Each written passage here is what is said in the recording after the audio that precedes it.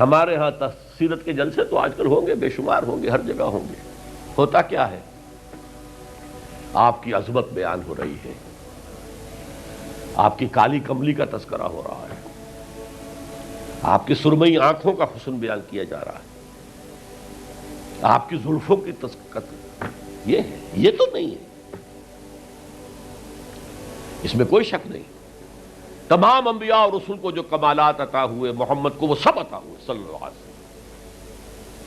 اس نے یوسف دم عیسیٰ ید بیضا داری، آنچ خوبہ ہمدارن تو تنہا داری، لیکن حضور فرماتے ہیں تمام نبیوں اور رسولوں نے جو تکالیف برداشت کی، میں نے وہ سب کی سب برداشت کی۔ یہ کوئی بیان کرتا ہے؟ کیسے بیان کرے؟ اس سے تو کچھ سبق ملتا ہے کہ کچھ تو تم بھی کرو بھائی۔ یہ کہاں عاشق رسول بنے پھر رہے ہو؟ کہاں عید میلاد النبی بنا رہے ہو؟ زمین و آسمان کے کلابے اللہ سے بھی اوپر کر رہے ہو راتوں کے اندر۔ یہ نہیں ہے محمد سے نسبت اور تعلق کا معاملہ۔ اب آپ دیکھیے، جو اب واقعاتی انداز میں تو جانے کا وقت ہے نہیں نا، لیکن ایک بات آپ کو بتا دوں، دشمنوں نے اقرار کیا ہے کہ تاریخ انسانی کا عظیم ترین انقلاب محمد نے برپا کیا صلی اللہ علیہ وسلم۔ M N Roy of India, member of communist international, اس نے 1920 میں تقریب کی لاہور میں، بریڈلا ہال میں، دی ہسٹوریکل رول آف اسلام، وہ کتاب اب بھی انڈیا میں چھپتی ہے۔ اس نے کہا تاریخ انسانی کا عظیم ترین انقلاب محمد نے برپا کیا صلی اللہ علیہ وسلم۔ اور اس نے کہا یہ ندی فتوحات نہیں تھیں،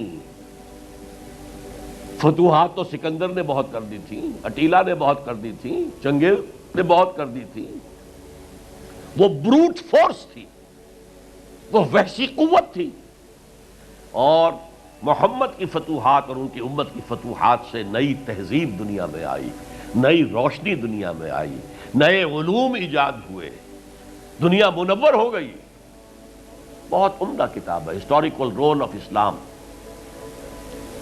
1980 کے قریب کتاب چھپی امریکہ میں، دی 100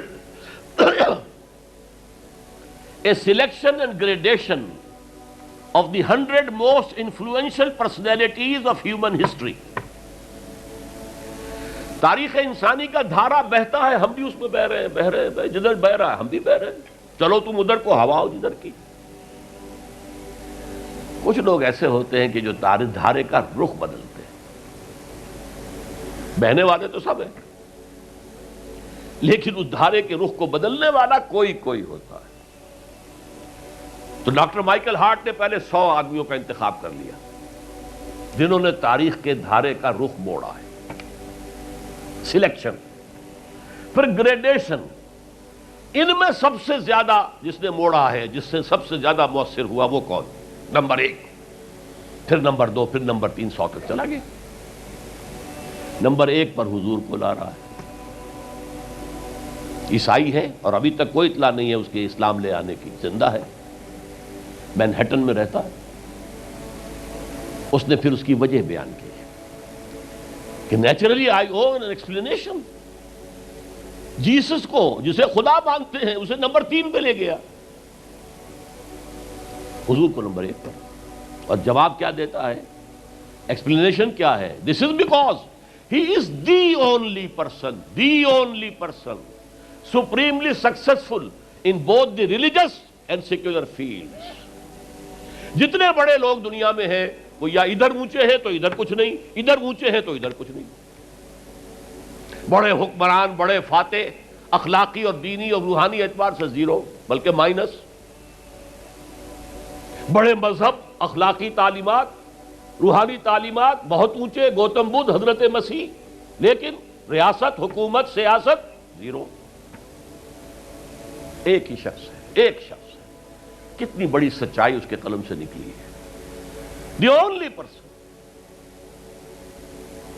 supremely successful in both the religious and the secular fields۔ بہرحال یہ سمجھیے کہ تکمیل رسالت کا یہ مرحلہ ہے، یہ مظہر ہے۔ اگر حضور نے اس کو قائم کر کے نہ دکھایا ہوتا تو کہا جا سکتا تھا کہ ٹھیک ہے جی نظام تو بڑا اچھا ہی ہے، لیکن یہ انہونی بات ہے، بھلا کوئی بات ہے؟ سید القوم خادمہم، قوم کا سردار خادم ہوتا ہے، شاعری ہے، یہ اچھا شعر کہہ دیا ہے۔ لیکن محمد نے وہ نظام قائم کیا جہاں ابو بکر اور عمر خادم تھے، چٹائیوں پر بیٹھتے تھے، پیون لگے ہوئے کپڑے پہنتے تھے،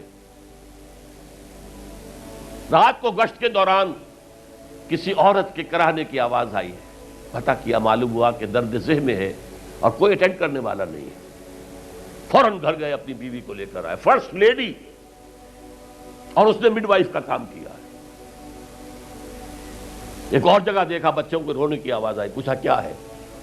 ماں نے کہا کہ میرے پاس کھانے کو کچھ نہیں ہے، بچے بھوک سے بلک رہے ہیں، اور میں نے یہ صرف ہانڈی چڑھا دی ہے چولہے کے اوپر کے دھوکہ دینے کے لیے کہ کچھ پکا رہی ہوں، تھوڑی دیر میں روتے دھوتے سو جائیں گے۔ کانپ گئے، گئے بیت المال، وہاں سے ایک بوری آٹے کی لی، اپنے کندھے پر، غلام سے کہا میرے کندھے، اس نے کہا میں نہیں چلتا ہوں حضرت۔ نہیں، قیامت میں تم میرا بوجھ نہیں اٹھا سکو گے۔ اپنے کندھے پر بوری لگ کر گئے ہیں، وہاں جا کر کھانا پکوایا ہے۔ یہ سید القوم خادم ہوں، کبھی دیکھی تھی دنیا نے یہ بات؟ قائم کر کے دکھایا، نوع انسانی پر حجت قائم کی ہے۔ مائیکل ہارٹ نمبر 1 پر لا رہا ہے، آپ غور کیجئے۔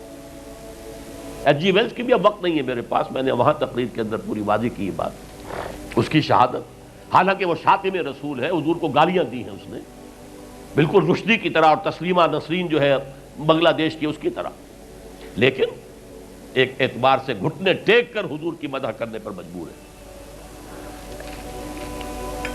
تو یہ اصل میں بات تکمیل رسالت ہے، پیش کر دینا، پہنچا دینا، وما علینا الا البلاغ، یہ بھی رسالت کا معاملہ ہے، یہ ابتدائی مرحلہ ہے۔ اس نظام کو قائم کر کے دکھانا، انقلاب برپا کرنا، اس کو چلا کر دکھانا، چاہے وہ 30 برس رہا، لیکن دنیا کا کوئی دوسرا نظام تو ایک دن بھی قائم نہیں ہوا۔ جس ڈیموکریسی کا خواب والٹیئر اور روسو نے دیکھا تھا، ایک دن کے لیے بھی نہیں آئی۔ یہ تو کیپٹلسٹ کی ڈکٹیٹرشپ ہے جسے جمہوریت کہا جا رہا ہے۔ جمہوریت کہاں ہے؟ It's the dictatorship of the capitalist. Billionaire نہ ہو تو آپ الیکشن کیسے لڑیں گے؟ عام آدمی الیکشن لڑ لے گا۔ دے میں استبداد جمہوری قوام پائے کو، تو سمجھتا ہے یہ آزادی کی ہے نیلم پری؟ ہم نے خود شاہی کو پہنایا ہے جمہوری لباس، ابلیس کا ایک مشیر کہہ رہا ہے، ہم نے خود شاہی کو پہنایا ہے جمہوری لباس، جب ذرا آدم ہوا ہے خود شناس و خود نگر، آدمیوں میں اپنے حقوق کا ذرا احساس، اور یہ احساس محمد نے پیدا کیا صلی اللہ علیہ وسلم۔ اس کے تحت انہوں نے کہا اچھا وہ انسانی حاکمیت ٹنوں کے حساب سے فرعون کے سر پہ رکھی ہوئی تھی، گندگی، اب ہم نے کیا کیا، وہ تولا تولا سب میں بانٹ دو، گندگی تو گندگی رہے گی، نجاست تو نجاست رہے گی۔ انسانی حاکمیت ایک شخص کی ہو، انسانی حاکمیت پوری قوم کی ہو، کفر ہے، شرک ہے۔ بہرحال تکمیل رسالت کا ایک پہلو یہ ہے، اس کی مثال میں آپ کو دے دوں، نام چونکہ پہلے بھی 2 مرتبہ لے چکا ہوں، سقراط کا شاگرد بھی اور شارح بھی، سقراط کی اپنی کوئی کتاب نہیں ہے، وہ معلم تھا بس، اس کا فلسفہ بیان کیا ہے افلاطون نے، اور پلیٹو نے کتاب لکھی دی ریپبلک۔